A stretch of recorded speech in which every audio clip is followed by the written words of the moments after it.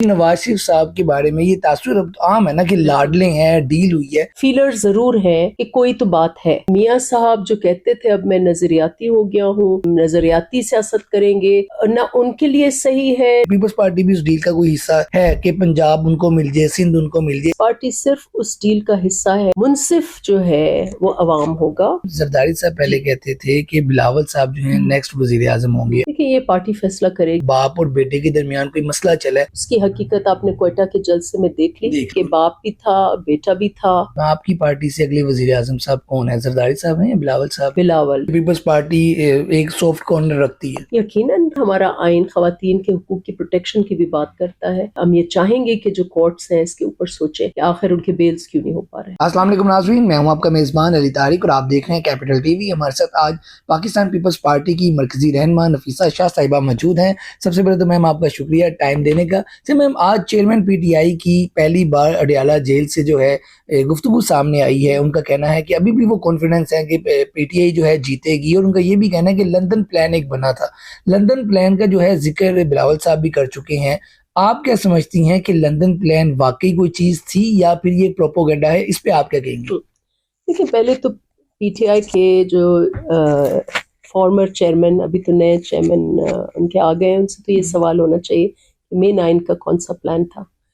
जो मे 9 में जो डंडा बरदार लोग निकले और उससे पहले 2014 से लेकर आज तक कितने धरने हुए, कितनी मनफी सियासत थी, वो कौन सा प्लान था। तो मेरे ख्याल से जहाँ तक ऑफ कोर्स ये पीपल्स पार्टी का भी एक ये शिकवा है कि क्या इलेक्शन जो है वो इलेक्शन कमीशन के हवाले है कि वो आज़ादाना मुनसिफाना इलेक्शन हो, या इलेक्शन के जो इस वक्त आसाराइयाँ चल रही हैं कि किसी के लिए रास्ते हमवार कर रहे हैं। मैम ये सवाल हमारा भी है, ये एक चीज लेकिन पीटीआई का इसलिए ये सवाल बनता नहीं है कि एक और लंदन प्लान की भी बातें हुई थी जिसके तहत 2018 में सिलेक्शन हुई थी। आपको लगता है कि लंदन प्लान, आपको लगता है कि नवाज शरीफ साहब डील करके आए हैं कि नहीं लगता? चेयरमैन पीटीआई के जो स्टेटमेंट है फॉर्मर चेयरमैन, उनके ऊपर नहीं, मैं तो अपनी पार्टी की बात करूंगी। और हमारी पार्टी का ये मौक़िफ़ है कि एक ये जो नफरत अंगेज़ वाली सियासत है पीटीआई की, उसको ख़त्म होना चाहिए और आज़ादाना मुनसिफाना इलेक्शंस होनी चाहिए।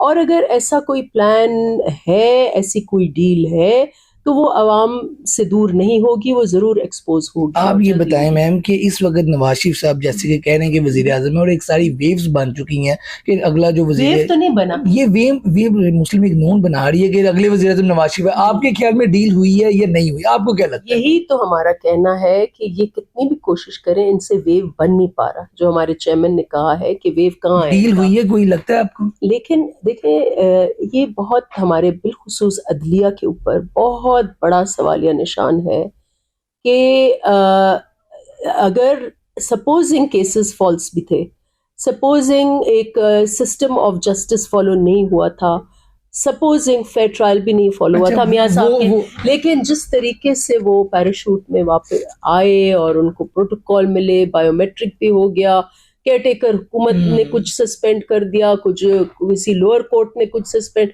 और अब तो लोग ये कहते हैं कि जो हाई कोर्ट जिस सेंटेंस को सस्पेंड कर रहा है वो तो सुप्रीम कोर्ट ही कर सकता है। नहीं, अब तो ये बताएं कि नवाज शरीफ साहब के बारे में ये तासुर अब तो आम है ना कि लाडले हैं, डील हुई है।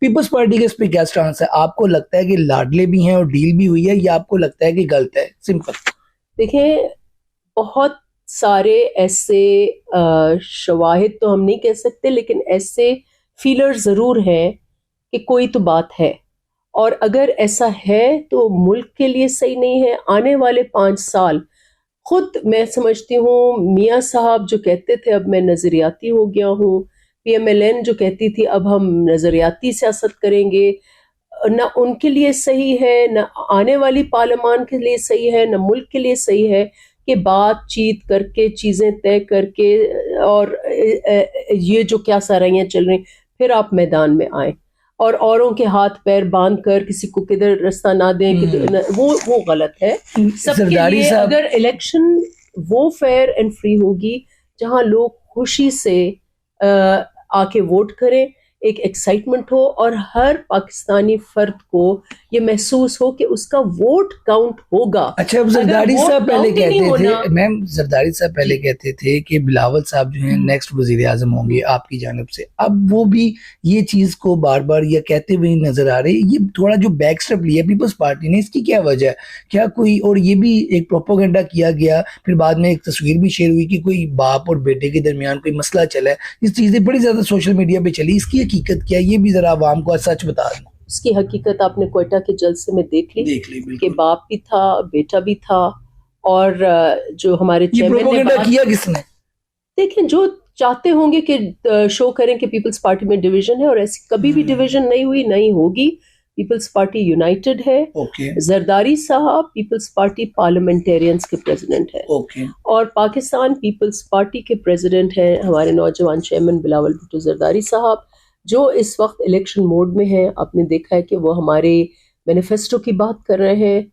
वो वाहिद लीडर है स्टेज पर जो प्रोग्राम की बात कर रहे हैं, जो आने वाले वक्त में नौजवानों की बात कर रहे हैं कि उनको क्या डिलीवर करेंगे, किसानों को क्या डिलीवर करेंगे। अच्छा मैम, ये बताएं कि इलेक्शन से पहले अगर कोई ऐसी डील या कोई चीज बनती है तो पीपल्स पार्टी तो उसका हिस्सा नहीं है, ये तो आप कह सकती हैं कि उस पीपल्स पार्टी भी उस डील का कोई हिस्सा है कि पंजाब उनको मिल जाए, सिंध उनको मिल जाए, ऐसी कोई जो चीज चल रही है उस हवाले से क्या कहेंगे? पीपल्स पार्टी सिर्फ उस डील का हिस्सा है या बनेगी जिसमें मुनसिफ जो है वो अवाम होगा, और अवाम को ही इन्हिसार होगा कि वो किसको आगे लाते हैं। अच्छा, दूसरा ये कि पीटीआई कोई ऐसी डील का हिस्सा नहीं है, न बनना चाहेगी, और उसको रिजेक्ट करेगी जहां ये तासुर दिया हो कि किसी के लिए राह हमवार हो रही है। एक फैक्शन के लिए, एक पार्टी के लिए, एक शख्सियत के लिए पूरा सिस्टम बन रहा है, और वो पायदार नहीं होगा। पीटीआई से आपका इल्हाक हो सकता है मैम, पीटीआई से आपका इल्हाक हो सकता है, क्योंकि पहले कुछ बातें चली कि पाकिस्तान पीपल्स पार्टी जो है पीटीआई के साथ भी कुछ पंजाब में या जनूबी पंजाब में मिल के इलेक्शन लड़ेगी, फिर ये चीज भी रुक गई। तो इस पे क्या मसला नजर आया? कोई हो सकता है आगे? पार्टी इस वक्त 70 के बाद सीनियर मोस्ट पार्टी है, और कई हमने ऐसे इन किस्म के तूफानों से, सियासी तूफानों से निकल कर उभर कर पार्टी सुरखरू हुई है। हम समझते हैं कि इस मुल्क में अगर आपको आगे बढ़ना है तो आपको सियासत इन किस्म के तूफानों से, सियासी तूफानों से निकल कर उभर कर पार्टी सुरखरू हुई है। हम समझते हैं कि इस मुल्क में अगर आपको आगे बढ़ना है तो आपको सियासत को रास्ता देना होगा। हाँ, जो जमातें बहैसियत जमात अगर उन्होंने मुल्क के असासों इदारों पर हमले किए हैं, वो भुगतें, वो कोर्ट्स को भुगतें, वो इंसाफ को भुगतें, नहीं किए। लेकिन इलेक्शन प्रोसेस के बाद जो फोर्सेस निकल के पार्लियामान में आते हैं वो सब अवेलेबल होंगे हर पार्टी के लिए कि वो उनमें कैसा, मतलब कि अगर उसमें पीटीआई भी अगर क्या कॉम्बिनेशन बनती है, वो पीटीआई इस वक्त पीटीआई के केसेस इलेक्शन कमीशन नहीं, अगर कोई पीटीआई इलेक्शन के बाद जो आती हैं जो सीटें, वो तो फिर आपके साथ चल सकती है। पार्लियामान में अंदर आ जाते हैं, ऑब्वियसली वो एक प्रोसेस से गुजर के आए हैं, वो कानूनी प्रोसेस से गुजर के आए हैं, वो इलेक्शन कमीशन के प्रोसेस से गुजर के आए हैं। वहाँ जो भी कॉम्बिनेशंस है, कोई भी कॉम्बिनेशन हो सकती है, जरूरी तो नहीं है कि एक ही कॉम्बिनेशन हो। जो फॉर्मर में हम एलाइज थे, जरूरी तो नहीं कि हम अब भी एलाइज होंगे, कोई और कॉम्बिनेशन बन सकती है।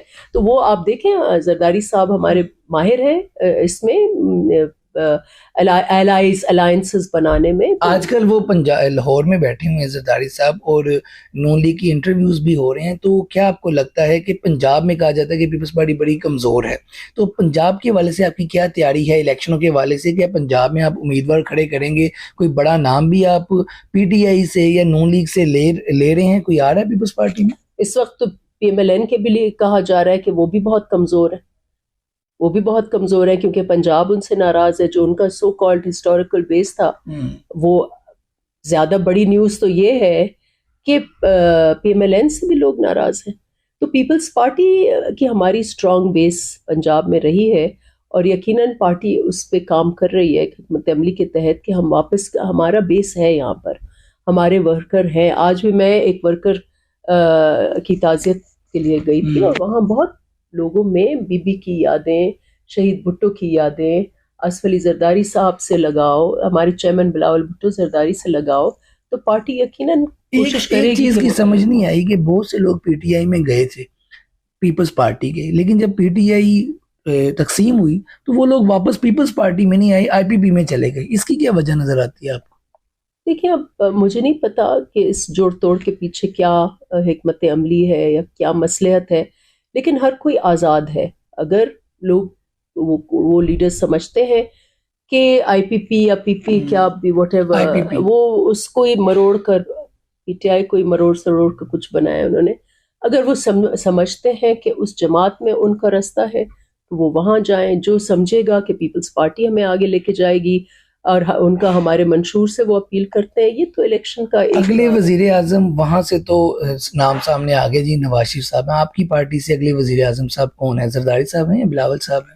देखिए, ये पार्टी फैसला करेगी, लेकिन हमारे वर्कर्स का जो एक रेगुलर नारा है वो ये है वजीर आजम बिलावल। तो हम, लेकिन फाइनल पे ऑब्वियसली हम सबकी ख्वाहिश है, हम देखना चाहते हैं, हम चाहेंगे जरदारी साहब फिर से सदर बने, हम चाहेंगे ये हम तय तो नहीं हुआ चाहेंगे, जैसे मौलाना साहब की पार्टी में तय कोई बात नहीं है, हम चाहेंगे वो फिर से सदर बने, क्योंकि बहैसियत सदर उन्होंने तारीखी काम किए।